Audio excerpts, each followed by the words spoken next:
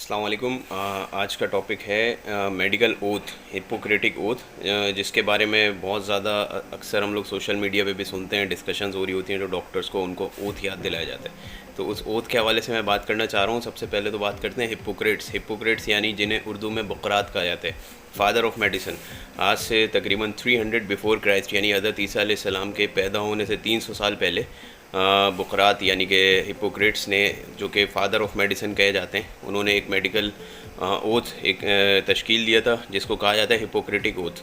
उस ओथ के चंद important points और वो किन प्रिंसिपल्स पे बेस कर रहा है वो मैं आज डिस्कस करना चाह रहा हूँ, ताकि मेडिकल ओथ के हवाले से लोगों की जो कन्फ्यूजन्स हैं और जो मिथ्स लोगों ने बनाई हुई हैं उनको क्लियर किया जा सके, जो कि वीडियो के एंड में करूँगा मैं। तो स्टार्ट करते हैं हिप्पोक्रेटिक ओथ से।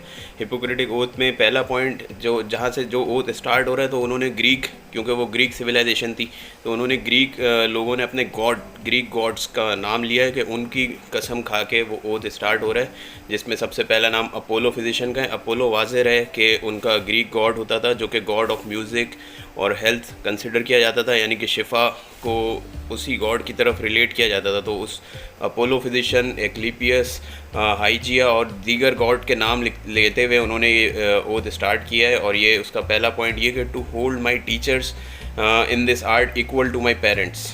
अपने टीचर्स को उन्होंने रिस्पेक्ट दी है कि अपने टीचर्स के हमेशा एहसानमंद रहेंगे और वो हमारे पेरेंट्स के बराबर हैं, रूहानी वालिदैन हैं। और consider his family as your family, teacher की फैमिली आपके फैमिली के बराबर है। टीच दैम यानी कि टीचर की फैमिली के जो लोग हैं, आपने जो इल्म उनसे सीखा है, अगर आप उनकी फैमिली को ही सिखाना चाहें तो teach them for free. Second point इस ओथ का ये है कि use of medicine to help and treat the sick humanity but never harm them. इनका जो बेसिकली ओथ था, हिप्पोक्रेटिक ओथ, वो दो ही प्रिंसिपल्स पे बेस कर रहा था। और उस दो बेसिक जो प्रिंसिपल हैं, उनका पहला प्रिंसिपल है कॉन्फिडेंशियलिटी, मेडिकल कॉन्फिडेंशियलिटी, यानी कि आपने पेशेंट्स की जो प्राइवेसी है और उनकी जो सीक्रेट्स हैं आपके पास, जो ट्रीट करते हुए उनकी बहुत सारी चीज़ें आपको पता होती हैं, तो उसकी कॉन्फिडेंशियलिटी का आपने बहुत ख्याल रखना है। सेकेंडली उनका जो सेकेंड प्रिंसिपल है वो है non maleficence. Maleficence क्या है भाई? मेल एफिशिएंस इसको कहते हैं कि डू नॉट हार्म एनीबडी, यानी कि प्रिंसिपल ऑफ मेडिसिन बेस ही इस बात पे कर रहा है कि आपने मरीज़ को फ़ायदा पहुंचाना है, लेकिन पहला प्रिंसिपल तो ये कि नुकसान नहीं पहुंचाना, बिल्कुल भी कोई नुकसान आपने देना ही नहीं है। फ़ायदा दे सकते हैं तो दें। तो मेल एफिशिएंस इसी को कहा जाता है, non maleficence, do not harm anybody. तो सेकंड पॉइंट इसी चीज़ पे बेस कर रहा है उनका हिप्पोक्रेटिक ओथ का, कि use of medicine to help and treat the sick and do not harm anyone और do not administer any poison to anybody. ये साफ लिखा हुआ है कि कोई किसी को मारने के लिए कोई जहर वगैरह नहीं देना है अपने। थर्ड इसमें इस सबसे इम्पोर्टेंट चीज़ कि do not use clinical and medical skills for abortion. Abortion का भी इन्होंने साफ इनकार किया था कि आपने किसी भी फीमेल का एबॉर्शन नहीं करवाना, तो एबॉर्शन के वो सख्त खिलाफ थे इनका। थर्ड पॉइंट इनका ये कि whenever I will enter any home I will enter with the intention to help sick and suffering humanity. जब भी आप किसी भी घर जाएंगे तो आपकी इंटेंशन यही होनी चाहिए कि आप वहाँ पे बीमार और सफ़र करने वाले पेशेंट्स जो कि बेचारे तकलीफ़ में, उनकी भलाई का काम करेंगे। इस ओथ का फोर्थ पॉइंट ये है कि all the medical information of the patients during my professional life I will hold them as a secret and will not disclose to the irrelevant people. जितनी भी मेडिकल वो है प्रिवेसी है patients की, आपने जितने लोगों का इलाज किया, सबकी आपके पास कुछ ना कुछ इन्फॉर्मेशन होती है जो कि मेडिकल, उसमें कॉन्फिडेंशियल इन्फॉर्मेशन कहा जाता है जिसको। तो कॉन्फिडेंशियल स्टेटमेंट्स, कॉन्फिडेंशियल जो जितनी भी इन्फॉर्मेशन है उनकी प्राइवेसी का पूरा ख्याल रखेंगे। Fifth point is I will carry out this oath and will not break it, and may I gain the reputation among all men for my life and for my art, and if I break it then I will fall opposite to it। जितने भी ये points थे, ये सारे points उस हवाले से हैं कि अगर मैं इस ओथ की पाबंदी करूँगा तो मुझे वो इज़्ज़त और माशरे में मकाम मिले जिसका एक फ़िज़िशन एक हक़दार है, और अगर मैं इसको तोड़ूं तो मैं उसके बिल्कुल अपोजिट लाया करूं। सही है। ये ट्रांसलेशन की गई है WHS जॉन्स ने, 1990s में इसकी ट्रांसलेशन हुई। वैसे ये ओथ 300 बिफोर क्राइस्ट में बनाया गया था, यानी कि आज से हज़रत ईसा अलैहिस्सलाम को आए हुए तकरीबन नहीं कि जो AD कैलेंडर चल रहा है तो उसमें 2020 ईयर्स हो चुके हैं, तो वो 300 years back to the birth of हज़रत ईसा अलैहिस्सलाम। ये तब ये पोस्टुलेट्स दिए गए थे ओथ, हिपोक्रेटिक ओथ के। अब इस ओथ को फर्दर फिर बहुत सारे मॉडर्न जो मेडिकल वो थी मेडिकल काउंसिल्स बनी, जितनी भी इंटरनेशनली दुनिया में बनी, उन्होंने इसी ओथ को फॉलो किया और इसी को मॉडिफाई किया, जिनमें कुछ नाम मैं आपको लेना चाहूँगा। मॉडर्न ओथ, ब्रिटिश की जो जनरल मेडिकल काउंसिल है जीएमसी, उन्होंने 1847 में इस ओथ को कॉपी किया और उसी को प्रैक्टिस में लाए। उसको कहा जाता है, उनके जो बुक है उसमें गुड मेडिकल प्रैक्टिस के नाम से ये ओथ आपको वहाँ मिल जाएगा मॉडिफाइड फॉर्म में। इसी तरह वर्ल्ड मेडिकल एसोसिएशन 1948, इसी तरह declaration of Geneva post world war 2 1964 में इसको रीराइट किया गया बाय लुइस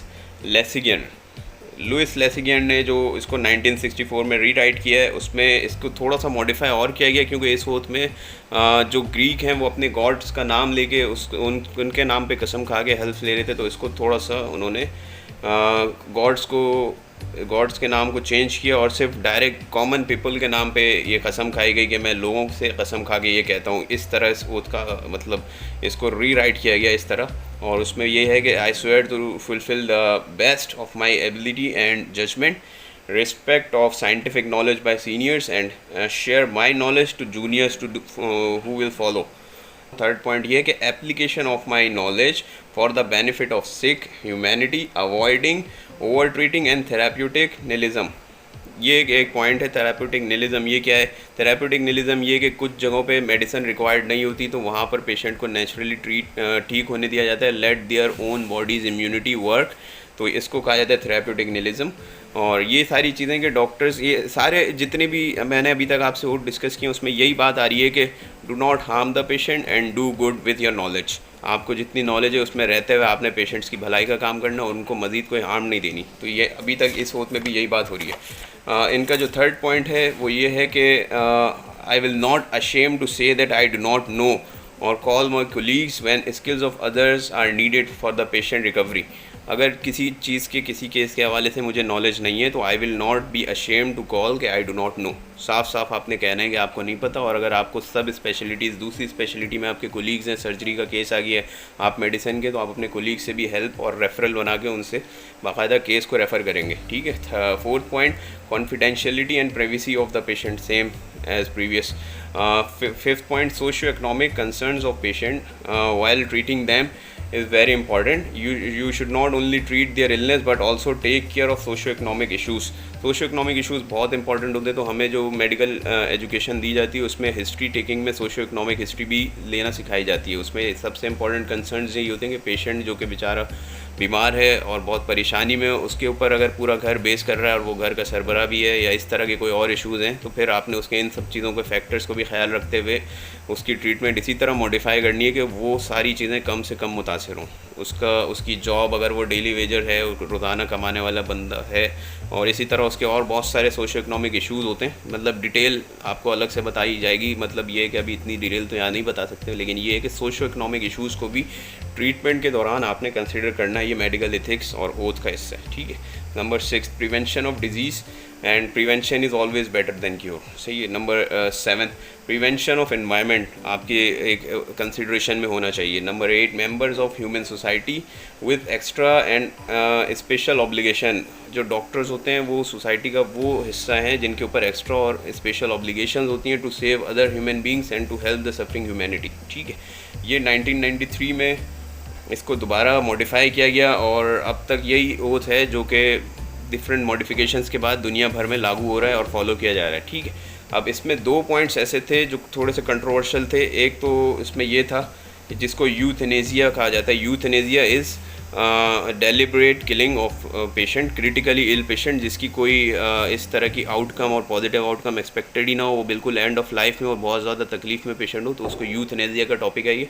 इस पे ये होता है कि पेशेंट्स की अपनी विल और उनके करीबी अटेंडेंट, अगर वो पेशेंट अनकॉन्शियस है तो उनके जो करीबी attendant, first next of kin, वो आपको आके कंसेंट देते हैं कि भाई इनको मज़ीद इसी तकलीफ़ में ज़िंदा रखने के बजाय अगर आप चाहें तो इनको, मतलब मर्सी किलिंग के नाम से, ये एक चीज़ है। बहुत सारे कंट्रीज़ में वेस्ट में फॉलो हो रही है, बहुत सारी जगहों पे बैन है।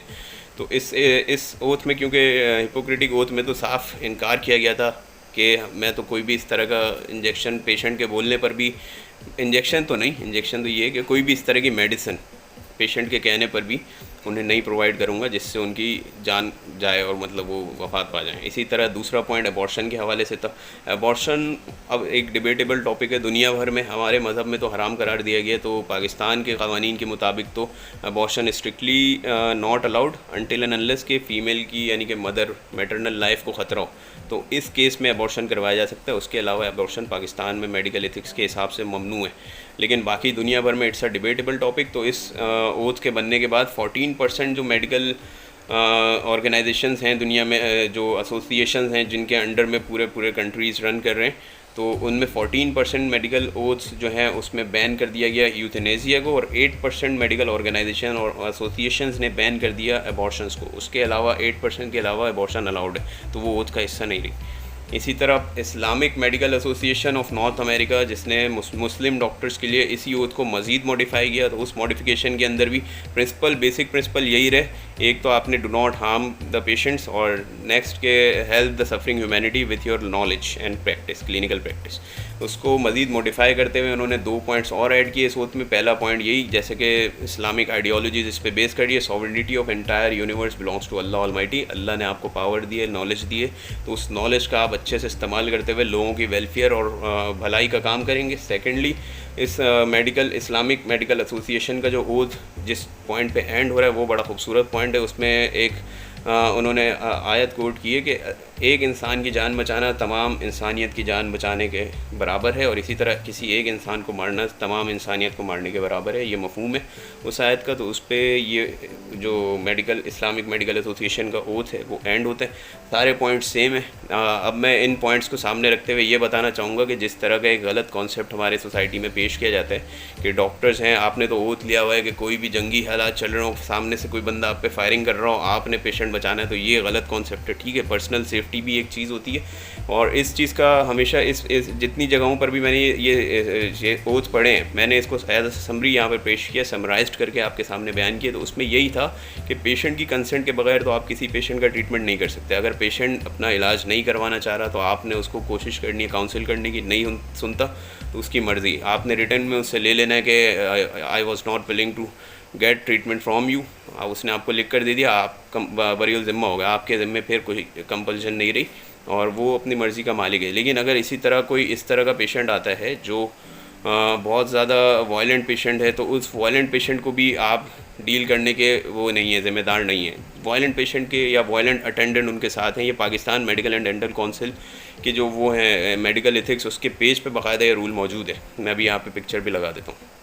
उस पर यह है कि वायलेंट अटेंडेंट या वायलेंट पेशेंट अगर आपको कंसर्न नहीं दे रहा है, आपके ट्रीटमेंट के बीच में, मेडिकल प्रैक्टिस के बीच में आके वो खड़े हो रहे हैं, तो आपने साफ मना कर देना है कि जब तक वो वायलेंस ख़त्म नहीं कर रहे, you are not suppose to treat them, you are not suppose to even deal them. सही है। तो मेडिकल प्रैक्टिस, मेडिकल एथिक्स इन सारे प्रिंसिपल्स पे बेस कर रही है।